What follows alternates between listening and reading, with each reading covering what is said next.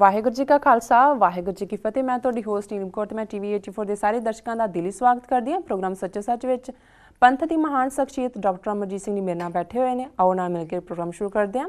ਜੀ ਡਾਕਟਰ ਸਾਹਿਬ, welcome to our show. Thank you ਜੀ ਡਾਕਟਰ ਸਾਹਿਬ, ਅੱਜ 24 ਸਤੰਬਰ 2013 ਨੂੰ ਅਸੂ ਨਾਨਕਸ਼ਾਹੀ ਸੰਮਤ 545 ਦੇ ਦਿਨ ਹੈ ਤੇ ਹੁਣ ਅਸੀਂ ਆਪਣੇ ਪ੍ਰੋਗਰਾਮ ਦੀ ਸ਼ੁਰੂਆਤ ਸਾਡੇ ਦਰਸ਼ਕਾਂ ਵੱਲੋਂ ਆਈਆਂ emails, phone messages, text messages, Facebook messages ਅਤੇ ਟਵਿੱਟਰ ਮੈਸੇਜ ਦੇ ਨਾਲ ਕਰਦੇ ਹਾਂ। ਤੇ ਸਾਡੀ ਪਹਿਲੀ ਈਮੇਲ ਆਈ ਹੈ ਈਸਟ ਅਫਰੀਕਾ ਤੋਂ ਸ਼੍ਰੋਮਣੀ ਅਕਾਲੀ ਦਲ ਅੰਮ੍ਰਿਤਸਰ ਦੇ ਕੋਆਰਡੀਨੇਟਰ ਵੀਰ ਰਮਿੰਦਰ ਸਿੰਘ ਜੀ ਦੀ।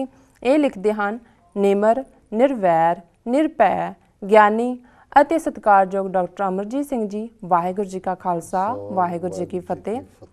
ਹਮੇਸ਼ਾ ਦੀ ਤਰ੍ਹਾਂ ਆਪ ਜੀ ਦਾ ਧੰਨਵਾਦ ਕਿ ਆਪ ਜੀ ਨੇ ਸਾਡੇ ਨਿਮਾਣਿਆਂ ਦੀ ਈਮੇਲਸ ਨੂੰ ਆਪਣੇ ਪ੍ਰੋਗਰਾਮ ਵਿੱਚ ਸ਼ਾਮਲ ਕਰਕੇ ਸਾਨੂੰ ਮਾਣ ਬਖਸ਼ਿਆ ਹੈ। ਜਿੱਦਾਂ ਕਿ ਆਪ ਜੀ ਹਮੇਸ਼ਾ ਬਚਨ ਕਰਦੇ ਹੋ ਜੀ ਕਿ ਪੂਰੇ ਸੰਸਾਰ ਵਿੱਚ ਜੇ ਕੋਈ ਵੀ ਘਟਨਾ ਵਾਪਰੇ ਤੇ ਉਸ ਘਟਨਾ ਦਾ ਸਿੱਖਾਂ 'ਤੇ ਕੀ ਇੰਪੈਕਟ ਹੋ ਸਕਦਾ ਹੈ, ਇਹ ਸਾਨੂੰ ਜ਼ਰੂਰ ਵਿਚਾਰਨਾ ਚਾਹੀਦਾ ਹੈ। ਮੇਰੀ ਇਹ ਈਮੇਲ ਵੀ ਅੱਜ ਦੇ ਬਚਨਾਂ 'ਤੇ ਪੈਰਾ ਦਿੰਦੇ ਹੋਏ ਹੀ ਲਿਖੀ ਜਾ ਰਹੀ ਹੈ ਜੀ। ਇਸ ਈਮੇਲ ਵਿੱਚ ਮੈਂ ਆਪ ਜੀ ਨੂੰ ਸਾਡੇ ਅਮਨ ਪਸੰਦ ਅਤੇ ਅਤ ਸੋਹਣੇ ਮੁਲਕ ਕੀਨੀਆ ਵਿੱਚ ਮਿਤੀ 21 ਸਤੰਬਰ 2013 ਨੂੰ ਵਾਪਰੇ ਆਤੰਕੀ ਅਟੈਕ ਬਾਰੇ ਅਪਡੇਟ ਕਰਨ ਵਾਸਤੇ ਲਿਖ ਰਿਹਾ ਹਾਂ ਜੀ। ਇਹ ਅਟੈਕ ਇੱਥੋਂ ਦੇ ਇੱਕ ਬੜੇ ਮਸ਼ਹੂਰ ਸ਼ਾਪਿੰਗ ਮਾਲ ਜਿਸ ਦਾ ਨਾਮ ਵੈਸਟ ਗੇਟ ਹੈ ਤੇ ਕੀਤਾ ਗਿਆ ਸੀ ਜੀ। ਇਹ ਅਟੈਕ ਸੋਮਾਲੀ ਇਸਮਾਇਲਿਕ ਜਥੇਬੰਦੀ ਅਲ ਸ਼ਬਾਬ ਵੱਲੋਂ ਕਰਨ ਦੀ ਜ਼ਿੰਮੇਵਾਰੀ ਲਿੱਤੀ ਗਈ ਹੈ ਜੀ। ਹੁਣ ਤੱਕ ਦੀਆਂ ਸਰਕਾਰੀ ਖਬਰਾਂ ਮੁਤਾਬਿਕ 39 ਮਨੁੱਖੀ ਜਾਨਾਂ ਹਲਾਕ ਹੋ ਚੁੱਕੀਆਂ ਹਨ।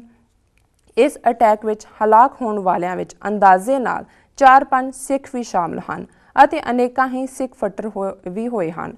ਸਾਡੇ ਇੱਥੋਂ ਦੇ ਸਦਰ ਮਾਨਯੋਗ Uhuru Kenyatta honourable president his excellency Uhuru Kenyatta ji ਨੂੰ ਸਾਡੀ ਜਥੇਬੰਦੀ ਸ਼੍ਰੋਮਣੀ ਅਕਾਲੀ ਦਲ ਅੰਮ੍ਰਿਤਸਰ ਦੇ ਪ੍ਰਧਾਨ, ਸਿੱਖ ਕੌਮ ਦੀ ਸਿਰਮੌਰ ਦ੍ਰਿੜਤਾ ਵਾਲੀ ਸ਼ਖਸੀਅਤ ਸਰਦਾਰ ਸਿਮਰਨਜੀਤ ਸਿੰਘ ਜੀ ਮਾਨ ਨੇ ਸਿੱਖ ਨੇਸ਼ਨ ਖਾਲਿਸਤਾਨ ਵੱਲੋਂ ਇਸ ਘਟਨਾ ਬਾਰੇ ਅਫਸੋਸ ਅਤੇ ਦੁੱਖ ਜ਼ਾਹਿਰ ਕੀਤਾ ਹੈ ਅਤੇ ਹਰ ਪ੍ਰਕਾਰ ਦਾ ਸਹਿਯੋਗ ਪਾਰਟੀ ਵੱਲੋਂ ਦਿੱਤਾ ਜਾ ਰਿਹਾ ਹੈ ਜੀ।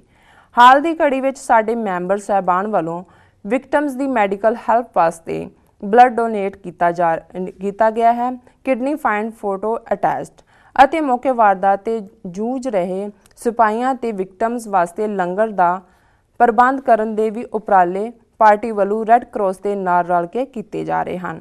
Sikhs who are born in Kenya, Sikhs of Kenya also helping the agencies tirelessly this hard time.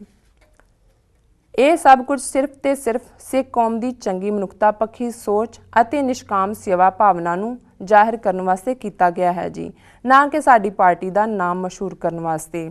ਮੈਂ ਕੁਝ ਫੋਟੋਜ਼ ਮੌਕੇ ਵਾਰਦਾਤ ਵੀ ਨਾਲ ਅਟੈਚ ਕਰ ਰਿਹਾ ਹਾਂ ਜੀ।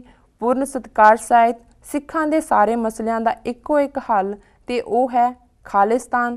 ਖਾਲਿਸਤਾਨ ਜਿੰਦਾਬਾਦ ਜੀ। ਡਾਕਟਰ ਸਾਹਿਬ, ਸਭ ਤੋਂ ਪਹਿਲਾਂ ਮੈਂ ਵੀਰ ਰਮਿੰਦਰ ਸਿੰਘ ਜੀ ਦਾ ਬਹੁਤ ਧੰਨਵਾਦ ਕਰਦਾ ਜੀ। ਉਹ ਸਾਨੂੰ ਲਗਾਤਾਰ ਤਾਂ ਲਿਖਦੇ ਨੇ। ਉਹਨਾਂ ਨੇ ਈਸਟ ਅਫਰੀਕਾ ਤੋਂ ਲਿਖਿਆ ਜੀ ਔਰ ਉਹਨਾਂ ਨੇ ਨੈਰੋਬੀ ਦੇ ਵਿੱਚ 21 ਸਤੰਬਰ ਨੂੰ ਹੋਈ ਬੜੀ ਦੁਖਦਾਈ ਘਟਨਾ ਜੀ, ਜਿਸ ਵਿੱਚ ਲਗਭਗ 16 ਦੇ ਕਰੀਬ ਜਿਹੜੇ ਦਹਿਸ਼ਤਗਰਦ ਸੀ ਉਹ ਇੱਕ ਸ਼ਾਪਿੰਗ ਮਾਲ ਦੇ ਵਿੱਚ, ਜਿਵੇਂ ਉਹਨਾਂ ਨੇ ਕਿਹਾ ਵੀ ਉੱਥੋਂ ਦੀ ਬੜੀ ਮਸ਼ਹੂਰ ਸ਼ਾਪਿੰਗ ਮਾਲ ਹੈ ਵੈਸਟ ਗੇਟ ਜੀ, ਉਸ ਦੇ ਵਿੱਚ ਦਾਖਲ ਹੋਏ। ਉਹਨਾਂ ਨੇ ਬਹੁਤ ਸਾਰੇ ਜਿਹੜੇ ਅੰਦਰ ਸ਼ਾਪਿੰਗ ਦੇ ਲਈ ਆਏ ਸਨ, ਜਿਨ੍ਹਾਂ 'ਚ ਵੱਡੀ ਗਿਣਤੀ 'ਚ ਬੀਬੀਆਂ ਅਤੇ ਬੱਚੇ ਸ਼ਾਮਲ ਸੀ, ਉਹਨਾਂ ਦੇ ਉੱਤੇ ਫਾਇਰਿੰਗ ਸ਼ੁਰੂ ਕੀਤੀ ਜੀ। ਔਰ ਜਿਹੜੀ ਹੁਣ ਤੱਕ ਦੀ ਰਿਪੋਰਟ ਹੈ, ਕਿਉਂਕਿ ਅੱਜ ਹੀ ਕੀਨੀਆ ਦੇ ਪ੍ਰੈਜ਼ੀਡੈਂਟ, ਇਹਨਾਂ ਦੀ ਈਮੇਲ 2-3 ਦਿਨ ਪਹਿਲਾਂ ਦੀ ਹੈ ਜੀ, ਔਰ ਅੱਜ ਮੈਂ ਜਿਹੜੀ ਲੇਟੈਸਟ ਕੀਨੀਆ ਦੇ ਪ੍ਰੈਜ਼ੀਡੈਂਟ ਨੇ ਡਿਕਲੇਅਰ ਕੀਤਾ ਜੀ ਕਿ ਹੁਣ ਸਥਿਤੀ ਜਿਹੜੀ ਹੈ ਉਹ ਪੂਰੀ ਉਹਨਾਂ ਦੇ ਕੰਟਰੋਲ 'ਚ ਹੈ। 4 ਦਿਨ ਬਾਅਦ ਦਹਿਸ਼ਤਗਰਦਾਂ ਤੋਂ ਉਸ ਮਾਲ ਨੂੰ ਮੁਕਤ ਕਰਵਾ ਲਿਆ ਗਿਆ ਜੀ ਔਰ ਅਖੀਰਲੀਆਂ ਖਬਰਾਂ ਆਉਣ ਤੱਕ 68 ਲੋਕ ਇਸ ਦੇ ਵਿੱਚ ਮਰੇ ਨੇ ਔਰ ਸੈਂਕੜਿਆਂ ਜ਼ਖਮੀ ਨੇ ਜੀ। ਮਰਨ ਵਾਲਿਆਂ ਦੇ ਵਿੱਚ 61 ਨਾਗਰਿਕ ਨੇ ਜੀ ਤੇ 6 ਜਿਹੜੇ ਨੇ ਉਹ ਸੁਰੱਖਿਆ ਦਲਾਂ ਦੇ ਬੰਦੇ ਨੇ ਔਰ ਉਹਨਾਂ ਦੇ ਵਿੱਚ ਜਿਹੜੇ ਮਰੇ ਨੇ ਉਹਨਾਂ ਦੇ ਵਿੱਚ ਹਸਬੈਂਡ ਵਾਈਫ 2 ਉਹ ਵੀ ਨੇ, ਜਿਨ੍ਹਾਂ ਨੇ ਪ੍ਰੈਜ਼ੀਡੈਂਟ ਬਿਲ ਕਲਿੰਟਨ ਦੇ ਨਾਲ ਉਹਨਾਂ ਦੀ ਜਿਹੜੀ ਟੀਮ ਦਾ ਹਿੱਸਾ ਰਹੇ। ਉਹਨਾਂ 'ਚੋਂ ਇੱਕ ਜਿਹੜੀ ਬੀਬੀ ਜਿਹਦੀ ਡੈਥ ਹੋਈ ਹੈ ਵਾਈਫ ਦੀ, ਆਪਣੇ ਬॉयਫ੍ਰੈਂਡ ਦੇ ਨਾਲ ਸੀ, ਉਹ ਪ੍ਰੈਗਨੈਂਟ ਸੀ ਜੀ। 2 ਹਫ਼ਤੇ ਬਾਅਦ ਉਹਨਾਂ ਨੇ ਬੱਚੇ ਨੂੰ ਜਨਮ ਦੇਣਾ ਸੀ ਤੇ ਉਹ ਬੇਸ਼ੱਕ ਤਨਜ਼ਾਨੀਆ ਦਾ ਇਹ ਸ਼ਹਿਰੀ ਸੀ, ਪਰ ਉਹਨਾਂ ਨੇ ਫੈਸਲਾ ਕੀਤਾ ਕਿ ਕੀਨੀਆ ਇੱਕ ਸੇਫ ਥਾਂ ਹੈ ਤੇ ਇੱਥੇ ਆ ਕੇ ਅਸੀਂ ਆਪਣੇ ਬੱਚੇ ਨੂੰ ਜਨਮ ਦੇਵਾਂਗੇ। ਪਰ ਨਰ ਚਾਹਤ ਕੁਛ ਔਰ ਹੈ ਕੀ ਔਰ ਹੈ ਭਈ, ਉਹ ਦੋਨੋਂ ਵੀ ਮਾਰੇ ਗਏ। ਔਰ ਉਸ ਬਾਰੇ ਪ੍ਰੈਜ਼ੀਡੈਂਟ ਬਿਲ ਕਲਿੰਟਨ ਨੇ, ਹਿਲਰੀ ਕਲਿੰਟਨ ਨੇ ਔਰ ਉਹਨਾਂ ਦੀ ਡਾਟਰ ਚੈਲਸੀ ਕਲਿੰਟਨ ਨੇ ਵੀ ਜਿਹੜੀ ਹੈ ਉਹ ਸ਼ੋਕ ਸ਼ਰਧਾਂਜਲੀ ਦਿੱਤੀ ਹੈ। ਤੇ ਜਿਹੜੇ 16 ਦਹਿਸ਼ਤਗਰਦ ਇਸ ਦੇ ਵਿੱਚ ਇਨਵੋਲਵ ਸਨ, ਉਹਨਾਂ ਚੋਂ 5 ਮਾਰੇ ਗਏ ਨੇ, 11 ਜ਼ਖਮੀ ਹੋਏ ਨੇ। ਔਰ ਕੀਨੀਆ ਦੇ ਪ੍ਰੈਜ਼ੀਡੈਂਟ ਨੇ ਅੱਜ ਹੀ ਜਿਹੜਾ 3 ਦਿਨ ਦਾ ਰਾਸ਼ਟਰੀ ਸ਼ੋਕ ਨੈਸ਼ਨਲ ਮੋਰਨਿੰਗ ਇਸ ਦੇ ਲਈ ਡਿਕਲੇਅਰ ਕੀਤੀ ਹੈ।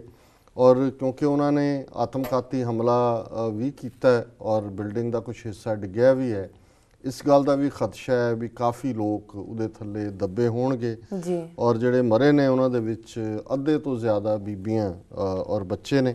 ਔਰ ਜਿਵੇਂ ਇਹਨਾਂ ਨੇ ਲਿਖਿਆ ਹੀ ਹੈ ਕਿ ਸੋਮਾਲੀਆ ਬੇਸਡ ਇੱਕ ਜਥੇਬੰਦੀ ਜਿਸ ਦਾ ਨਾਂ ਅਲ ਸ਼ਬਾਬ ਹੈ, ਉਹਨਾਂ ਨੇ ਇਸ ਦੀ ਜ਼ਿੰਮੇਵਾਰੀ ਲਈ ਹੈ। ਔਰ ਉਹਦਾ ਕਾਰਨ ਉਹਨਾਂ ਨੇ ਇਹੀ ਕਿਹਾ ਕਿਉਂਕਿ ਸੋਮਾਲੀਆ ਵਿੱਚ ਕਾਫੀ ਦੇਰ ਤੋਂ ਆਪਸੀ ਖਿੱਚੋਤਾਣ ਔਰ ਵਾਇਲੈਂਟ ਮਾਹੌਲ ਹੈ ਔਰ ਕੀਨੀਆ ਦੀ ਫੌਜ ਉੱਥੇ ਇਨਵੋਲਵ ਹੈ। ਸੋ ਉਹਨਾਂ ਨੇ ਕਿਹਾ ਕਿ ਜੀ ਅਸੀਂ ਇਸ ਗੱਲ ਦਾ ਰਿਵੈਂਜ ਲਿਆ, ਬਦਲਾ ਲਿਆ ਕਿ ਕੀਨੀਆ ਦੀ ਜਿਹੜੀ ਆਰਮੀ ਹੈ ਉੱਥੇ ਕਿਉਂ ਇਨਵੋਲਵ ਹੈ। ਉਹਦੇ 'ਚ ਜਿਹੜੀਆਂ 2-3 ਗੱਲਾਂ ਉਹਨਾਂ ਨੇ ਬੜੀਆਂ ਚੰਗੀਆਂ ਕਹੀਆਂ ਨੇ ਉਹਦੇ 'ਚ ਕਿ ਸਿੱਖ ਜਿਹੜੇ ਨੇ ਲੋਕਲ, ਕਿਉਂਕਿ ਕੀਨੀਆ ਯੂਗਾਂਡਾ ਇਹ ਉਹ ਮੁਲਕ ਨੇ ਅਫਰੀਕਾ ਦੇ ਜਿਹਦੇ 'ਚ, ਕਿਉਂਕਿ ਇਹ ਬ੍ਰਿਟਿਸ਼ ਕਾਲੋਨੀ ਸਨ, ਬਰਤਾਨੀਆ ਦੇ ਥੱਲੇ ਸਨ ਔਰ ਬਹੁਤ ਪਹਿਲਾਂ ਸਿੱਖ ਇੱਥੇ ਬੜੀ ਵੱਡੀ ਗਿਣਤੀ ਦੇ ਵਿੱਚ ਆ ਕੇ ਸੈਟਲ ਹੋਏ। ਬਹੁਤ ਚੰਗੀ ਤਰ੍ਹਾਂ ਉਹਨਾਂ ਨੇ ਮਿਹਨਤ ਦੇ ਨਾਲ ਆਪਣੀ ਥਾਂ ਬਣਾਈ। ਔਰ ਕੀਨੀਆ ਦੇ ਵਿੱਚ ਮੈਂ ਜੇ ਗਲਤ ਨਾ ਹੋਵਾਂ ਤਾਂ ਬਹੁਤ ਜ਼ਿਆਦਾ ਗੁਰਦੁਆਰੇ ਵੀ ਨੇ, ਮੈਂ ਹੁਣ ਨੰਬਰ ਕੋਟ ਨਹੀਂ ਕਰਨਾ ਚਾਹੁੰਦਾ, ਪਰ ਕੀਨੀਆ ਦੇ ਸਾਰੇ ਹਿੱਸੇ 'ਚ ਦਰਜਨਾਂ ਗੁਰਦੁਆਰੇ ਨੇ। ਔਰ ਇੱਕ ਪੀਰੀਅਡ ਸੀ ਕਿ ਯੂਗਾਂਡਾ ਔਰ ਕੀਨੀਆ ਇਹਨਾਂ ਦੇ ਵਿੱਚ ਦੋਨਾਂ ਮੁਲਕਾਂ 'ਚ ਬਾਅਦ ਜਦੋਂ ਈਦੀ ਅਮੀਨ ਨੇ ਯੂਗਾਂਡਾ 'ਚੋਂ ਕੱਢਿਆ ਸਾਰੇ ਏਸ਼ੀਅਨਸ ਨੂੰ ਜਾਂ ਗੈਰ ਯੂਗਾਂਡਨਸ ਨੂੰ, ਤੇ ਸਿੱਖ ਬਾਹਰ ਨਿਕਲ ਗਏ। ਪਰ ਹੁਣ ਵਾਪਸ ਯੂਗਾਂਡਾ 'ਚ ਆਏ ਨੇ। ਪਰ 1970ਵਿਆਂ ਦੇ ਵਿੱਚ ਜਾਂ 1960ਵਿਆਂ ਦੇ ਅਖੀਰ 70ਵਿਆਂ ਦੀ ਬਿਗਨਿੰਗ 'ਚ ਯੂਗਾਂਡਾ ਔਰ ਕੀਨੀਆ ਦੀਆਂ ਜਿਹੜੀਆਂ ਕੁੜੀਆਂ ਨੇ ਉਹਨਾਂ ਦਾ ਇੱਕ ਹਾਕੀ ਮੈਚ ਨੈਸ਼ਨਲ ਉਹਨਾਂ ਦੀਆਂ ਟੀਮਾਂ ਦਾ ਮੈਨੂੰ ਜਲੰਧਰ 'ਚ ਦੇਖਣ ਦਾ ਮੌਕਾ ਮਿਲਿਆ ਗੁਰੂ ਗੋਬਿੰਦ ਸਿੰਘ ਸਟੇਡੀਅਮ 'ਚ। ਔਰ ਮੈਨੂੰ ਯਾਦ ਹੈ ਕਿ ਯੂਗਾਂਡਾ ਦੀ ਟੀਮ ਦੀਆਂ ਨੈਸ਼ਨਲ ਟੀਮ ਹਾਕੀ ਦੀਆਂ ਕੁੜੀਆਂ 'ਚੋਂ 11 ਚੋਂ 10 ਸਿੱਖ ਕੁੜੀਆਂ ਸੀ ਤੇ ਕੀਨੀਆ 'ਚ 9 ਸਿੱਖ ਕੁੜੀਆਂ ਉਸ ਨੈਸ਼ਨਲ ਟੀਮ 'ਚ ਖੇਲ ਰਹੀਆਂ ਸੀ। ਔਰ ਦੋਨੋਂ ਪਾਸਿਆਂ ਦੀਆਂ ਜਿਹੜੀਆਂ ਕਪਤਾਨ ਕੁੜੀਆਂ ਸੀ ਉਹ ਸਿੱਖ ਬੱਚੀਆਂ ਸੀ। ਸੋ ਇਸ ਕਦਰ ਉੱਥੇ ਸਿੱਖਾਂ ਦੀ ਪ੍ਰੋਸਪੈਰਿਟੀ ਜਾਂ ਨੈਸ਼ਨਲ ਲਾਈਫ ਦੇ ਵਿੱਚ ਉਹਨਾਂ ਦੀ ਸ਼ਮੂਲੀਅਤ ਰਹੀ ਹੈ। ਔਰ ਹੁਣ ਤੱਕ ਦੀਆਂ ਜਿਹੜੀਆਂ ਖਬਰਾਂ ਨੇ, ਭਾਵੇਂ ਇਹਨਾਂ ਨੇ 5 ਜਾਂ 6 4-5 ਸਿੱਖ ਮਰਨ ਦੀ ਔਰ ਕਾਫੀ ਜ਼ਖਮੀ ਹੋਣ ਦੀ ਗੱਲ ਕੀਤੀ ਹੈ, ਪਰ ਇਹਨਾਂ ਦੀ ਪੁਸ਼ਟੀ ਨਹੀਂ ਹੋਈ। 2 ਜਾਂ 3 ਜਿਹੜੇ ਡੈਡ ਨੇ ਸਿੱਖ ਪਰਿਵਾਰ ਜਾਂ ਸਿੱਖ, ਉਹਨਾਂ ਦੀ ਪੁਸ਼ਟੀ ਜ਼ਰੂਰ ਹੋਈ ਹੈ। ਔਰ ਇੱਕ ਸਿੱਖ ਨੌਜਵਾਨ ਸਤਪਾਲ ਸਿੰਘ ਜਿਸ ਨੇ ਕਿਵੇਂ ਜ਼ਖਮੀਆਂ ਦੀ ਮਦਦ ਕੀਤੀ ਉਹ ਅਸੀਂ ਬਾਅਦ ਦੇ ਵਿੱਚ ਵੇਰਵੇ ਦੇ ਨਾਲ ਡਿਸਕਸ ਕਰਾਂਗੇ, ਕਿਉਂਕਿ ਆਉਣ ਤੋਂ ਪਹਿਲਾਂ ਮੈਂ ਉਹਦਾ BBC ਦੇ ਨਾਲ ਇੰਟਰਵਿਊ ਦੇਖਿਆ, ਰਿਮਾਰਕੇਬਲ। ਜਿਹੜੀ ਗੱਲ ਇਹਨਾਂ ਨੇ ਕਹੀ ਹੈ ਵੀ ਇਹ ਉਹਨਾਂ ਦੇ ਬਲੱਡ ਡੋਨੇਸ਼ਨ ਕੈਂਪ ਦੇ ਵਿੱਚ ਸ਼੍ਰੋਮਣੀ ਅਕਾਲੀ ਦਲ ਅੰਮ੍ਰਿਤਸਰ ਮਦਦਗਾਰ ਹੈ। ਯੂਨਾਈਟਿਡ ਸਿੱਖਸ ਦੇ ਬਿਹਾਫ ਤੇ ਵੀ ਇਹ ਖਬਰ ਸਾਡੇ ਕੋਲ ਹੈ ਕਿ ਉਹ ਵੀ ਰੈੱਡ ਕਰਾਸ ਨਾਲ ਮਿਲ ਕੇ ਲੰਗਰ ਔਰ ਬਲੱਡ ਡੋਨੇਸ਼ਨ ਤੇ ਦੂਸਰੇ ਜਿਹੜੇ ਚੈਰਿਟੀ ਦੇ ਕੰਮ ਆਉਣ ਵਾਲੇ ਦਿਨਾਂ 'ਚ ਹੋਰ ਵੀ ਮੈਡੀਕਲ ਹਵਾਲੇ ਨਾਲ ਵੀ ਹੋਣਗੇ, ਜਿਹਦੇ 'ਚ ਕਿ ਕਾਉਂਸਲਿੰਗ ਇੱਕ ਇੰਪੋਰਟੈਂਟ ਪਾਰਟ ਹੁੰਦਾ, ਉਹਦੇ 'ਚ ਪਾਰਟਿਸਿਪੇਟ ਕਰ ਰਹੇ ਨੇ। ਔਰ ਉਹਨਾਂ ਨੇ ਬਿਲਕੁਲ ਠੀਕ ਕਿਹਾ ਵੀ ਇਹ ਕੋਈ ਪਾਰਟੀ ਏਜੰਡੇ ਨੂੰ ਪ੍ਰਮੋਟ ਕਰਨ ਦੀ ਗੱਲ ਨਹੀਂ ਹੈ, ਇਹ ਮਨੁੱਖਤਾ ਦੀ ਗੱਲ ਹੈ। ਔਰ ਸਿੱਖੀ ਦਾ ਇਹ ਧੁਰ ਹੈ, ਬੇਸ ਹੈ। ਸਰਬੱਤ ਦਾ ਭਲਾ ਅਸੀਂ 2 ਵੇਲੇ ਮੰਗਦੇ ਹਾਂ ਅਰਦਾਸ ਦੇ ਵਿੱਚ। ਔਰ ਭਾਈ ਕਨਈਆ ਸਾਡੇ ਉਹ ਫੋਰਰਨਰ ਨੇ ਇੰਟਰਨੈਸ਼ਨਲ ਰੈੱਡ ਕਰਾਸ ਦੇ ਕਾਨਸੈਪਟ ਤੋਂ ਵੀ ਬਹੁਤ ਪਹਿਲਾਂ। ਸੋ ਮੈਂ ਵੀ ਰਮਿੰਦਰ ਸਿੰਘ ਜੀ ਨੂੰ ਮੁਬਾਰਕਬਾਦ ਵੀ ਦਿੰਦਾ ਕਿ ਉਹਨਾਂ ਦੀ ਪਾਰਟੀ ਉੱਥੇ ਰਾਹਤ ਕਾਰਜਾਂ ਦੇ ਵਿੱਚ ਫਰੰਟਲ ਰੋਲ ਅਦਾ ਕਰ ਰਹੀ ਹੈ। ਔਰ ਆਸ ਵੀ ਕਰਦੇ ਹਾਂ ਕਿ ਆਉਣ ਵਾਲੇ ਦਿਨਾਂ 'ਚ ਸਾਨੂੰ ਹੋਰ ਵੀ ਇਸ ਨਾਲ ਸੰਬੰਧਿਤ ਜਿਹੜੀ ਜਾਣਕਾਰੀ ਹੈ ਉਹ ਮੁਹੱਈਆ ਕਰਾਂਗੇ। ਜੀ ਡਾਕਟਰ ਸਾਹਿਬ ਜੀ, ਸਾਡੀ ਅਗਲੀ ਈਮੇਲ ਕੈਲੀਫੋਰਨੀਆ ਤੋਂ GD ਪੰਨੂ ਜੀ ਦੀ ਹੈ। ਇਹ ਲਿਖਦੇ ਹਨ, ਇਹਨਾਂ ਨੇ ਪਹਿਲੀ ਈਮੇਲ ਦਾ ਜਵਾਬ ਦੇਣ ਲਈ ਧੰਨਵਾਦ ਕੀਤਾ ਹੈ। ਇਹ ਲਿਖਦੇ ਹਨ, ਡਾਕਟਰ ਸਾਹਿਬ ਮੈਂ ਸੰਤ ਸਿੰਘ ਮਸਕੀਨ ਜੀ ਦੇ ਜੀਵਨ ਬਾਰੇ ਸਵਾਲ ਪੁੱਛਣਾ ਚਾਹੁੰਦਾ ਹਾਂ। ਉਹਨਾਂ ਦੀ ਕਥਾ ਬਾਕੀ ਸਾਰੇ ਹੀ ਕਥਾਕਾਰਾਂ ਨਾਲੋਂ ਵੱਖਰੀ ਤੇ ਡੂੰਘੀ ਹੁੰਦੀ ਹੈ। ਮੈਨੂੰ ਸਿੱਖ ਧਰਮ ਬਾਰੇ ਬਹੁਤ ਸਾਰੀਆਂ ਗੱਲਾਂ ਉਹਨਾਂ ਦੀ ਕਥਾ ਤੋਂ ਹੀ ਸਮਝ ਆਈਆਂ ਨੇ। ਬਹੁਤ ਸਾਰੇ ਸਵਾਲਾਂ ਦਾ ਜਵਾਬ ਉਹਨਾਂ ਦੀ ਕਥਾ ਸੁਣਦੇ ਆਪਣੇ ਆਪ ਹੀ ਮਿਲ ਜਾਂਦਾ ਹੈ। ਥੋੜਾ ਸਮਾਂ ਪਹਿਲਾਂ ਫੇਸਬੁੱਕ ਤੇ ਉਹਨਾਂ ਦੀ ਜੀਵਨੀ ਬਾਰੇ ਪੜ੍ਹਿਆ ਤੇ ਪਤਾ ਲੱਗਿਆ ਕਿ ਜੂਨ 84 ਦੇ ਫੌਜੀ ਹਮਲੇ ਤੇ ਉਹਨਾਂ ਵੱਲੋਂ ਦਿੱਤੇ ਗਏ ਤਿੱਖੇ ਪ੍ਰਤੀਕਰਮ ਉਹਨਾਂ ਤੇ ਸਰਕਾਰ ਵੱਲੋਂ ਬਹੁਤ ਕੇਸ ਕੀਤੇ ਗਏ ਅਤੇ ਉਹਨਾਂ ਨੂੰ ਬਹੁਤ ਖੱਜਲ ਖਰਾਬ ਕੀਤਾ ਗਿਆ। ਕਿਸੇ ਨੇ ਉਹਨਾਂ ਦਾ ਸਾਥ ਨਹੀਂ ਦਿੱਤਾ। ਫੇਸਬੁੱਕ ਤੇ ਕਈ ਲੋਕਾਂ ਨੇ ਕਮੈਂਟ ਵਿੱਚ ਲਿਖਿਆ ਹੈ ਕਿ ਫਿਰ ਉਹ ਡਰ ਗਏ ਅਤੇ ਭਾਰਤੀ ਜਨਤਾ ਪਾਰਟੀ ਨਾਲ ਸਮਝੌਤਾ ਕਰ ਲਿਆ ਅਤੇ ਫਿਰ ਕਦੀ ਵੀ ਸਰਕਾਰ ਖਿਲਾਫ ਨਾ ਬੋਲਣ ਲਈ ਮੰਨ ਗਏ। ਫਿਰ ਉਹਨਾਂ ਦੇ ਸਾਰੇ ਕੇਸ ਖਤਮ ਕਰ ਦਿੱਤੇ ਗਏ ਅਤੇ ਹੋਰ ਵੀ ਕਈ ਕੁਝ ਲਿਖਿਆ ਸੀ। ਇਸ ਸਭ 'ਚ ਕਿੰਨੀ ਕੁ ਸੱਚਾਈ ਹੈ? ਇੰਨਾ ਕੁ ਤਾਂ ਮੈਨੂੰ ਵੀ ਲੱਗਦਾ ਹੈ ਕਿ ਉਹ ਰਾਜਨੀਤੀ ਬਾਰੇ ਕਦੀ ਨਹੀਂ ਬੋਲੇ। ਜੀ ਡਾਕਟਰ ਸਾਹਿਬ। ਵੀਰ ਜੀ ਪੰਨੂ ਜੀ ਦਾ ਬਹੁਤ ਬਹੁਤ ਧੰਨਵਾਦ। ਉਹਨਾਂ ਨੇ ਸਾਨੂੰ ਦੁਬਾਰਾ ਲਿਖਿਆ। ਪਹਿਲਾਂ ਵੀ ਅਸੀਂ ਇਹਨਾਂ ਦੀ ਈਮੇਲ ਜਿਹੜੀ ਕਿ ਐਕਸਪਲੋਇਟੇਸ਼ਨ ਦੇ ਉੱਤੇ ਸੀ ਕਿ ਕਿਵੇਂ ਜਿਹੜੇ ਸਿੱਖ ਬਿਜ਼ਨਸਮੈਨ ਨੇ ਉਹ EMPLOYEES ਨੂੰ ਐਕਸਪਲੋਇਟ ਕਰਦੇ ਨੇ, ਉਹਨਾਂ ਦੇ ਪੂਰੀ ਉਜਰਤ ਨਹੀਂ ਦਿੰਦੇ, ਤਨਖਾਹ ਨਹੀਂ ਦਿੰਦੇ ਜੀ। ਇਸ ਵਾਰ ਉਹਨਾਂ ਨੇ ਧਾਰਮਿਕ ਸ਼ਖਸੀਅਤ ਗਿਆਨੀ ਸੰਤ ਸਿੰਘ ਮਸਕੀਨ ਜੀ ਉਹਨਾਂ ਬਾਰੇ ਪੁੱਛਿਆ। ਦੇਖੋ, ਹਾਲਾਂ ਮੈਂ ਕੋਈ ਜੱਜ ਨਹੀਂ ਹੈ, ਨਾ ਹੀ ਮੈਨੂੰ ਬਣਨਾ ਚਾਹੀਦਾ ਹੈ ਕਿ ਮੈਂ ਕਿਸੇ ਬਾਰੇ ਇਹ ਕਹਾਂ ਕਿ ਵੀ ਉਸ ਦਾ ਕੀ ਠੀਕ ਹੈ ਕੀ ਗਲਤ ਹੈ ਜੀ। ਪਰ ਬਹੁਤ ਵਾਰੀ ਕਿਉਂਕਿ ਸਾਡੇ ਦਰਸ਼ਕ ਜਦੋਂ ਲਿਖਦੇ ਨੇ ਫਿਰ ਉਹਨਾਂ ਨੂੰ ਇੰਤਜ਼ਾਰ ਵੀ ਹੁੰਦੀ ਹੈ, ਜੇ ਅਸੀਂ ਜਵਾਬ ਨਾ ਦਈਏ ਫਿਰ ਵੀ ਐਵੇਂ ਲੱਗੇਗਾ ਕਿ ਵੀ ਸ਼ਾਇਦ ਅਸੀਂ ਅਵੋਇਡ ਕਰ ਰਹੇ ਹਾਂ ਜੀ। ਤੇ ਲੇਕਿਨ ਜਦੋਂ ਮੈਂ ਫਿਰ ਜਵਾਬ ਦਿੰਦਾ ਹੈ ਉਦੋਂ ਮੈਂ ਇਸ ਗੱਲ ਦਾ ਖਿਆਲ ਰੱਖਦਾ ਕਿ ਵੀ ਜਿਹੜਾ ਸਾਡਾ ਧੁਰਾ ਹੈ ਉਹ ਸੱਚ ਹੈ ਜੀ। ਔਰ ਉਹਦੇ ਲਈ ਹਾਲਾਂਕਿ ਮੈਂ ਅਦਰਵਾਈਜ਼ ਆਊਟ ਆਫ ਦਾ ਵੇ ਜਾ ਕੇ ਕਦੇ ਕਿਸੇ ਦੀ ਮੁਖਾਲਫਤ ਨਹੀਂ ਕੀਤੀ, ਕਿਸੇ ਬਾਰੇ ਕੋਈ ਗਲਤ ਲਿਖਣ ਜਾਂ ਬੋਲਣ ਦਾ ਮੇਰਾ ਹੈ ਨਹੀਂ, ਮੇਰੀ ਪ੍ਰੋਗਰਾਮਿੰਗ ਹੀ ਨਹੀਂ ਹੈ ਮਾਈਂਡ ਦੀ ਜੀ। ਪਰ ਜਦੋਂ ਕਿਸੇ ਸਿਚੁਏਸ਼ਨ ਬਾਰੇ ਫਿਰ ਪੁੱਛਿਆ ਜਾਂਦਾ ਹੈ ਤੇ ਮੈਂ ਉਹਨੂੰ ਜਿਵੇਂ ਦੇਖਦਾ ਜਾਂ ਜਿਵੇਂ ਸਮਝਦਾ ਉਸ ਬਾਰੇ ਮੈਂ ਜ਼ਰੂਰ ਜਿਹੜਾ ਹੈ ਉਹ ਫਿਰ ਬਿਨਾਂ ਝਿਜਕ ਤੋਂ ਆਪਣੀ ਗੱਲ ਕਹਿੰਦਾ। ਉਹ ਕਈ ਵਾਰ ਵੀਰ ਭੈਣਾਂ ਨਾਰਾਜ਼ ਵੀ ਹੋ ਜਾਂਦੇ ਨੇ ਜੀ। ਸੋ ਸ਼ਾਇਦ ਅੱਜ ਵੀ ਜਦੋਂ ਹੁਣ ਮੈਂ ਇਸ ਤੇ ਕਮੈਂਟ ਕਰਾਂਗਾ ਸ਼ਾਇਦ ਹਰ ਇੱਕ ਨੂੰ ਠੀਕ ਨਾ ਲੱਗੇ ਜੀ। ਇਹਦੇ 'ਚ ਕੋਈ ਸ਼ੱਕ ਨਹੀਂ ਹੈ ਕਿ ਗਿਆਨੀ ਸੰਤ ਸਿੰਘ ਮਸਕੀਨ ਇੱਕ ਬਹੁਤ ਅੱਛੇ ਕਥਾਵਾਚਕ, ਉਹਨਾਂ ਦੀ ਆਵਾਜ਼ ਦੇ ਵਿੱਚ ਬੜੀ ਮਧੁਰਤਾ, ਮਿਠਾਸ ਔਰ ਕਹਿਣ ਦੇ ਅੰਦਾਜ਼ 'ਚ ਉਹਨਾਂ ਦੇ, ਕਿਉਂਕਿ ਉਹ ਕਹਾਣੀ ਦਾ ਸਾਖੀ ਪ੍ਰਮਾਣ ਦਾ ਵੀ ਸਹਾਰਾ ਲੈਂਦੇ ਸੀ ਜੀ। ਰਜਨੀਸ਼ ਨੂੰ ਵੀ ਉਹਨਾਂ ਨੇ ਸ਼ਾਇਦ ਚੰਗੀ ਤਰ੍ਹਾਂ ਸੁਣਿਆ ਹੋਇਆ ਸੀ, ਕੁਛ ਉਸ ਦੇ ਸਟਾਈਲ ਵਾਲਾ ਜਿਹੜਾ ਪਾਰਟ ਹੈ ਉਸ ਨੂੰ ਵੀ ਉਹ ਐਕਸਪੈਂਡ ਕਰਕੇ ਲਿਆਂਦੇ ਸੀ ਔਰ ਆਮ ਸਰੋਤਿਆਂ ਨੂੰ ਉਹ ਤੂੰ ਪਾਉਂਦਾ ਹੈ। ਔਰ ਅੱਜ ਵੀ ਬਹੁਤ ਸਾਰੇ ਟੀਵੀ ਚੈਨਲ ਭਾਵੇਂ ਉਹਨਾਂ ਨੂੰ ਹੁਣ ਉਹ ਚੜ੍ਹਾਈ ਕਰ ਚੁੱਕੇ ਨੇ ਤੇ ਕਈਆਂ ਨੇ ਉਹਨਾਂ ਦੀ ਕਥਾ ਦਾ ਜਿਹੜਾ ਹਿੱਸਾ ਹੈ ਉਹ ਲਗਾਤਾਰਤਾ ਨਾਲ ਦਿਖਾਉਂਦੇ ਨੇ ਔਰ ਜਿਵੇਂ ਇਹਨਾਂ ਨੇ ਕਿਹਾ ਵੀ ਬਹੁਤ ਸਾਰੇ ਜਿਹੜੇ ਇਹਨਾਂ ਦੇ ਸ਼ੰਕੇ ਨੇ ਉਸ ਨਾਲ ਦੂਰ ਹੋਏ। ਇਸ 'ਚ ਕੋਈ ਸ਼ੱਕ ਨਹੀਂ ਹੈ ਕਿ ਉਹ ਆਪਣੇ ਵੇਲੇ ਦੇ ਸਭ ਤੋਂ ਜਿਹੜੇ ਸਿਖਰਲੇ ਕਥਾਕਾਰ ਸਨ ਉਹਨਾਂ ਦੇ ਵਿੱਚ ਸਨ ਜੀ।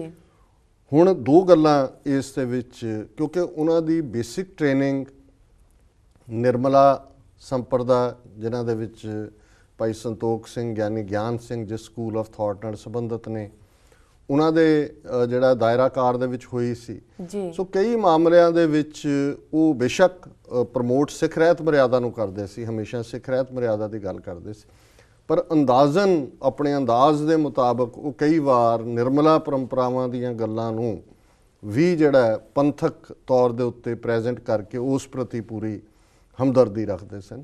ਔਰ ਇਹੀ ਕਾਰਨ ਹੈ ਕਿ ਜਿਹੜੀਆਂ ਅੱਡ-ਅੱਡ ਸੰਪਰਦਾਵਾਂ ਨੇ ਜਿਵੇਂ ਬਾਬਾ ਸ੍ਰੀ ਚੰਦ ਨੇ ਜੀ, ਹੁਣ ਗੁਰਬਾਣੀ ਸਾਡਾ ਇਸ ਗੱਲ ਦੀ ਟੈਸਟੀਮਨੀ ਹੈ ਕਿ ਪੁੱਤਰੀ ਕੌਲ ਨਾ ਪਾਲਿਓ, ਕਿ ਉਹਨਾਂ ਨੇ ਕੌਲ ਨਹੀਂ ਪਾਲਿਆ, ਪਿਤਾ ਵੱਲ ਪਿੱਠ ਦਿਖਾਈ ਔਰ ਜਿਹੜੀ ਹੈ ਭਾਈ ਲਹਿਣਾ ਜੀ ਗੁਰੂ ਅੰਗਦ ਬਣੇ ਜੀ। ਪਰ ਜੇ ਤੁਸੀਂ ਕਦੇ ਉਹਨਾਂ ਵੱਲੋਂ ਬਾਬਾ ਸ੍ਰੀ ਚੰਦ ਦੀ ਪਰਸਨੈਲਿਟੀ ਨੂੰ ਬਿਆਨ ਕਰਨ ਦਾ ਅੰਦਾਜ਼ ਦੇਖੋਗੇ ਮਸਕੀਨ ਸਾਹਿਬ ਵੱਲੋਂ ਜੀ, ਤੇ ਫਿਰ ਉਹ ਕਹਿਣਗੇ ਕਿ ਗੁਰੂ ਨਾਨਕ ਦੇ ਘਰ ਕੋਈ ਇਸ ਕਿਸਮ ਦਾ ਤਪਸਵੀ ਪੈਦਾ ਹੋ ਸਕਦਾ ਹੈ ਜਿਵੇਂ ਬਾਬਾ ਸ੍ਰੀ ਚੰਦ ਸਨ। ਫਿਰ ਉਹ ਉਹਨਾਂ ਦੇ ਗੁਣ ਗਾਇਨ, ਉਦਾਸੀ ਮਤ ਦਾ ਗੁਣ ਗਾਇਨ ਕਰਦੇ ਸਨ। ਸੋ ਇਹ ਪਾਰਟ ਉਹਨਾਂ ਦਾ ਉਸ ਜਿਹੜਾ ਨਿਰਮਲਾ ਪਰੰਪਰਾ ਦੀ ਟ੍ਰੇਨਿੰਗ ਚੋਂ ਹੀ ਨਿਕਲਦਾ ਸੀ। ਇਸੇ ਤਰ੍ਹਾਂ ਨਾਨਕਸ਼ਾਹੀ ਕੈਲੰਡਰ ਜਦੋਂ ਸਾਹਮਣੇ ਆਇਆ, ਬੇਸ਼ੱਕ ਉਹਨਾਂ ਨੇ ਖੁੱਲ੍ਹ ਕੇ ਵਿਰੋਧਤਾ ਤਾਂ ਨਹੀਂ ਕੀਤੀ ਪਰ ਪ੍ਰਾਈਵੇਟ ਤੌਰ 'ਤੇ ਉਹ ਸਨਾਤਨੀ ਜਿਹੜੀ ਵਿਚਾਰਧਾਰਾ ਹੈ ਉਸ ਦੇ ਸਮਰਥਕ ਸਨ ਜੀ। ਇਸੇ ਤਰ੍ਹਾਂ ਕਈ ਵਾਰ ਨਿੱਜੀ ਗੱਲਬਾਤ ਦੇ ਵਿੱਚ ਉਹਨਾਂ ਦਾ ਝੁਕਾਅ ਜਿਹੜਾ ਹੈ, ਜਿਵੇਂ ਅਸੀਂ ਹਿੰਦੂ ਔਰ ਮੁਸਲਮਾਨ ਦੋਨਾਂ ਤੋਂ ਇੱਕ ਡਿਸਟੈਂਸ ਰੱਖ ਕੇ ਆਪਣੀ ਗੱਲ ਅਲੱਗ ਸਿਧਾਂਤ ਦੀ ਹੈ, ਪਰ ਕਿਤੇ ਨਾ ਕਿਤੇ ਬੇਸ਼ੱਕ ਉਹਨਾਂ ਦੀ ਕਥਾ 'ਚੋਂ ਤੁਸੀਂ ਪੁਆਇੰਟ ਆਊਟ ਨਹੀਂ ਕਰ ਸਕਦੇ, ਲੇਕਿਨ ਉਹ ਇਹ ਸਮਝਦੇ ਸੀ ਕਿ ਅਸੀਂ ਹਿੰਦੂ ਸੱਭਿਅਤਾ ਦੇ ਜ਼ਿਆਦਾ ਨੇੜੇ ਹਾਂ ਔਰ ਇਹਨਾਂ ਦੇ ਨਾਲ ਸਾਡੀ ਬਣ ਸਕਦੀ ਹੈ ਜਾਂ ਇਹਨਾਂ ਦੇ ਨਾਲ ਬਣੇਗੀ। ਇਸਲਾਮ ਪ੍ਰਤੀ ਉਹਨਾਂ ਦੇ ਕੁਝ ਜਿਹੜੇ ਨੇ ਪਾਰਟ ਉਹ ਠੀਕ ਨਹੀਂ ਸਨ ਜੀ। ਮੇਰਾ ਉਹਨਾਂ ਦੇ ਨਾਲ ਐਨਕਾਊਂਟਰ 1990 ਦੇ ਵਿੱਚ ਅਨਫੋਰਚੂਨੇਟਲੀ ਕੋਈ ਇਹ ਮਿੱਥਿਆ ਹੋਇਆ ਨਹੀਂ ਸੀ। ਗੁਰਦੁਆਰਾ ਸੈਨ ਹੋਜ਼ੇ ਕੈਲੀਫੋਰਨੀਆ ਮੈਂ ਗਿਆ, ਜਿਸ ਏਰੀਆ 'ਚ ਜਿਹੜੀ ਪੰਨੂ ਰਹਿੰਦੇ ਨੇ, ਬੇ ਏਰੀਆ 'ਚ ਜੀ। ਔਰ ਕੁਦਰਤੀ ਉਹਨਾਂ ਦਾ ਵੀ ਪ੍ਰੋਗਰਾਮ ਉਹਨਾਂ ਦੇ ਨਾਲ ਸੀ ਔਰ ਮੈਂ ਬੈਠਾ, ਉਹਨਾਂ ਨੇ ਜਦੋਂ ਐਡਰੈਸ ਕੀਤਾ ਦੀਵਾਨ ਨੂੰ ਤਾਂ ਮੈਨੂੰ, ਕਿਉਂਕਿ ਐਡਮਾਇਰ ਤਾਂ ਮੈਂ ਉਹਨਾਂ ਨੂੰ ਕਰਦਾ ਸੀ ਕਿਉਂਕਿ ਸੰਗਤ ਦੇ ਵਿੱਚ ਉਹ ਪਪੂਲਰ ਰਹੇ ਜੀ। ਤੇ ਉਹਨਾਂ ਨੇ ਸਭ ਤੋਂ ਪਹਿਲਾਂ ਤਾਂ ਗੱਲ ਮੰਨੂ ਜੀ ਮਹਾਰਾਜ ਦੀ ਕੀਤੀ। ਹੁਣ ਮੰਨੂ ਉਹ ਹੈ ਜਿਹਨੇ ਜ਼ਾਤ ਪਾਤੀ ਸਿਸਟਮ ਬਣਾਇਆ ਜੀ, ਸੱਭਿਅਤਾ ਦਾ ਅਸਲੀ ਕਾਤਲ ਹੈ। ਉਹਨੇ 2-3 ਵਾਰੀ ਮੰਨੂ ਜੀ ਮਹਾਰਾਜ ਨੇ ਕਿਹਾ, ਮੰਨੂ ਜੀ ਮਹਾਰਾਜ ਨੇ, ਔਰ ਫਿਰ ਉਹ ਸਤੀ ਦੇ ਉੱਤੇ ਆ ਗਏ। ਫਿਰ ਉਹਦੇ 'ਚੋਂ ਭਾਰਤ ਦੀ ਜਿਹੜੀ ਸਤੀ, ਜਿਹਦੇ 'ਚ ਕਿ ਔਰਤ ਨੂੰ ਮਰਦ ਦੀ ਚਖਾ ਦੇ ਉੱਤੇ ਸੁੱਟ ਦਿੱਤਾ ਜਾਂਦਾ ਸੀ, ਉਹਨੂੰ ਉਹਨਾਂ ਨੇ ਬੜੇ ਖੂਬਸੂਰਤ ਸ਼ਬਦਾਂ 'ਚ ਜਸਟੀਫਾਈ ਕਰਨਾ ਸ਼ੁਰੂ ਕਰ ਦਿੱਤਾ ਜੀ ਕਿ ਜੀ ਇਹ ਤਾਂ ਭਾਰਤ ਦੀ ਔਰਤ ਦੀ ਬਹਾਦਰੀ ਹੈ ਕਿ ਉਹ ਆਪਣੇ ਆਪ ਨੂੰ, ਆਪਣੀ ਜ਼ਿੰਦਗੀ ਨੂੰ ਆਪਣੇ ਪਤੀ ਤੇ ਕੁਰਬਾਨ ਕਰ ਦਿੰਦੀ ਸੀ। ਸੋ ਉਸ ਤੋਂ ਬਾਅਦ ਮੈਂ ਐਡਰੈਸ ਕਰਨਾ ਸੀ, ਮੇਰੇ ਤੋਂ ਰਿਹਾ ਨਹੀਂ ਗਿਆ। ਹਾਲਾਂਕਿ ਮੈਂ ਕੋਸ਼ਿਸ਼ ਕੀਤੀ ਕਿ ਮੈਂ ਕੁਛ ਨਾ ਕਵਾਂ, ਪਰ ਇਹ ਦੋਨੋਂ ਹੀ, ਜਿਹੜਾ ਮੰਨੂ ਜੀ ਮਹਾਰਾਜ ਤੇ ਸਤੀ ਹੈ, ਇਸ ਦੇ ਉੱਤੇ ਫਿਰ ਮੈਂ ਜਿਹੜੀ ਪੰਥਕ ਨੁਕਤਾ ਨਿਗਾਹ ਤੋਂ ਗੁਰੂ ਅਮਰਦਾਸ ਜੀ ਦਾ ਸ਼ਬਦ ਔਰ ਕਿਵੇਂ ਇਹਨੂੰ ਫੋਰਸੀਬਲੀ ਫਿਰ ਅੰਗਰੇਜ਼ਾਂ ਨੇ ਬੰਦ ਕਰਕੇ ਔਰਤਾਂ ਦੀ ਜਾਨ ਛੁਡਾਈ ਔਰ ਇਹ ਕਿਵੇਂ ਇਹ ਸਾਰਾ, ਸੋ ਉਹ ਨਾਰਾਜ਼ ਵੀ ਹੋ ਗਏ। ਕਮੇਟੀ ਨਾਲ ਵੀ ਬਾਅਦ 'ਚ ਨਾਰਾਜ਼ ਹੋਏ ਕਿ ਜੀ ਤੁਸੀਂ ਕਿਉਂ ਜਿਹੜਾ ਇਹਨਾਂ ਨੂੰ ਵੀ ਵਕਤ ਦਿੱਤਾ, ਦਿਸ ਦੈਟ। ਚਲੋ ਇਹ ਇੱਕ ਨਿੱਜੀ ਪਾਰਟ ਹੈ, ਪਰ ਮੈਂ ਇਹ ਕਹਿਣਾ ਚਾਹੁੰਦਾ ਵੀ ਇਹ ਜਿਹੜੇ ਮੁੱਦੇ ਨੇ, ਹੁਣ ਕੋਈ ਸਿੱਖ ਸਕਾਲਰ ਸਤੀ ਨੂੰ ਡਿਫੈਂਡ ਕਰੇ ਜੀ, ਕੋਈ ਸਿੱਖ ਸਕਾਲਰ ਮੰਨੂ ਨੂੰ ਡਿਫੈਂਡ ਕਰੇ, ਇਹ ਨਹੀਂ ਹੈ, ਇਹ ਇਨ ਲਾਈਨ ਨਹੀਂ ਹੈ ਜੀ। ਹੁਣ ਜਿਹੜੀ ਗੱਲ ਇਹਨਾਂ ਨੇ ਪੋਲੀਟੀਕਲ ਹਵਾਲੇ ਨਾਲ ਦਿੱਤੀ ਹੈ ਕਿ ਸਿਆਸੀ ਤੌਰ ਤੇ ਉਹਨਾਂ ਨੇ ਜਿਹੜਾ ਚੁੱਪ ਰਹੇ ਜਾਂ ਉਹਨਾਂ ਤੇ ਕੇਸ ਬਣੇ, ਮੈਨੂੰ ਕੋਈ ਵੇਰਵਾ ਤਾਂ ਨਹੀਂ ਪਤਾ, ਪਰ ਜ਼ਾਹਰ ਹੈ ਕੁਛ ਨਾ ਕੁਛ ਐਸਾ ਜ਼ਰੂਰ ਹੋਇਆ ਜੀ। ਪਰ ਇਹ ਸ਼ਿਕਾਇਤ ਕਰਨਾ ਹੈ ਕਿ ਜੀ ਮੇਰੇ ਨਾਲ ਕੋਈ ਨਹੀਂ ਖਲੋਤਾ ਤੇ ਇਸ ਲਈ ਮੈਂ ਹੁਣ ਕੁਝ ਕਹਿਣਾ ਨਹੀਂ ਹੈ ਜੀ। ਉਹੀ ਜਿਹੜੇ ਤੁਹਾਡੀਆਂ ਕਥਾ ਸੁਣ ਕੇ ਜਾਂ ਕੀਰਤਨ ਸੁਣ ਕੇ ਜਾਂ ਗਰਮ ਢਾਡੀ ਵਾਰਾਂ ਸੁਣ ਕੇ ਆਮ ਸਿੱਖ ਤਾਂ ਜਾ ਕੇ ਛਾਲ ਮਾਰ ਕੇ ਫਾਂਸੀ ਦੇ ਫੰਦਿਆਂ ਤੇ ਝੂਲ ਗਏ। ਜੀ ਜੀ। ਅਣਪਛਾਤੀਆਂ ਲਾਸ਼ਾਂ ਬਣ ਗਏ, ਅੱਜ ਤੱਕ ਵੀ ਖਲੋਤੇ ਹੋਏ ਨੇ ਜੇਲ੍ਹਾਂ 'ਚੋਂ ਵੀ, ਜਿਹੜਾ ਹੈ ਉਹ ਖਾਲਿਸਤਾਨ ਜ਼ਿੰਦਾਬਾਦ ਕਰ ਰਹੇ ਨੇ।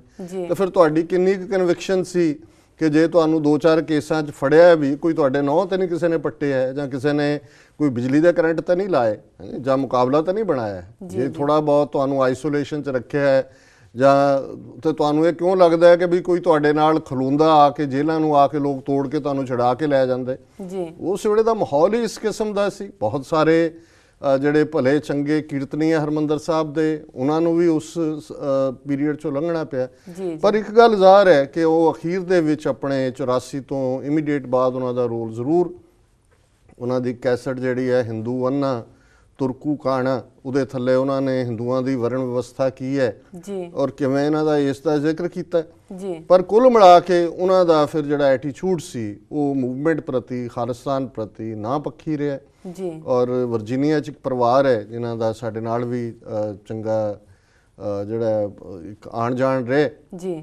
ਉਹਨਾਂ ਦੇ ਘਰ ਦੇ ਅੰਦਰ ਵੜਦਿਆਂ ਡਰਾਇੰਗ ਰੂਮ ਦੇ ਵੱਡੀ ਸੰਤ ਜਰਨੈਲ ਸਿੰਘ ਭਿੰਡਰਾਂ ਵਾਲਿਆਂ ਦੀ ਫੋਟੋ ਲੱਗੀ ਹੋਈ ਹੈ ਤੇ ਉੱਥੇ ਉਹਨਾਂ ਦਾ ਮਸਕੀਨ ਸਾਹਿਬ ਨਾਲ ਵੀ ਚੰਗਾ ਜਿਹੜਾ ਹੀਲ ਮੇਲ ਰਿਹਾ ਜੀ। ਤੇ ਉਹਨਾਂ ਨੇ, ਬੀਬੀ ਨੇ ਮੈਨੂੰ ਦੱਸਿਆ ਜਦੋਂ ਉੱਥੋਂ ਹੋ ਕੇ ਇੱਕ ਵਾਰੀ ਗਏ ਤੇ ਉਹਨਾਂ ਨੇ ਸਾਨੂੰ ਵੀ ਇਨਵਾਈਟ ਕੀਤਾ, ਕਹਿਣ ਲੱਗਿਆ ਕਿ ਵੀ ਐਤਕੀ ਮੈਂ ਬਹੁਤ, ਮੈਨੂੰ ਉਦਾਸ ਮੈਂ ਹੋਈ ਜੀ। ਮਸਕੀਨ ਜੀ ਆਏ ਤੇ ਅੰਦਰ ਵੜਦਿਆਂ ਕਹਿੰਦੇ ਉਹਨਾਂ ਨੇ ਦੇਖਿਆ ਫੋਟੋ ਵੱਲ ਤੇ ਉਹਨਾਂ ਨੇ ਮੈਨੂੰ ਕਿਹਾ ਕਿ ਜੀ ਮੈਂ ਉਹ ਬੀਬੀ ਦਾ ਨਾਂ ਨਹੀਂ ਲਵਾਂਗਾ, ਕਿ ਉਹਨਾਂ ਦਾ ਨਾਂ ਲੈ ਕੇ ਕਿ ਇਹ ਤੁਸੀਂ ਇੱਥੇ ਕੀ ਲਾਇਆ ਹੋਇਆ ਜੀ, ਇਸ ਨੂੰ ਲਾਓ ਇੱਥੋਂ।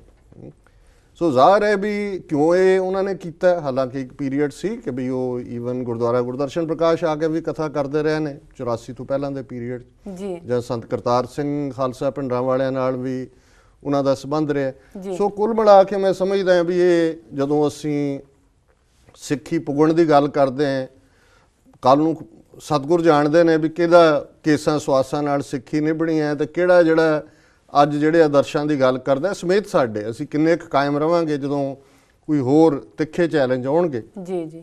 ਸੋ ਜ਼ਾਹਰ ਹੈ ਵੀ ਮਸਕੀਨ ਸਾਹਿਬ ਆਪਣੇ, ਉਹਨਾਂ ਨੂੰ ਬੇਸ਼ੱਕ ਚੜ੍ਹਾਈ ਕਰਨ ਤੋਂ ਬਾਅਦ ਸ਼੍ਰੋਮਣੀ ਕਮੇਟੀ ਨੇ ਪੰਥ ਰਤਨ ਦਾ ਐਵਾਰਡ ਵੀ ਦਿੱਤਾ ਹੈ, ਉਹ ਬੜਾ ਵੱਡਾ ਸਮਾਗਮ ਅਲਵਰ ਦੇ ਵਿੱਚ ਕਰਦੇ ਹੁੰਦੇ ਸੀ, ਅਜੇ ਵੀ ਉਹ ਜਾਰੀ ਹੈ।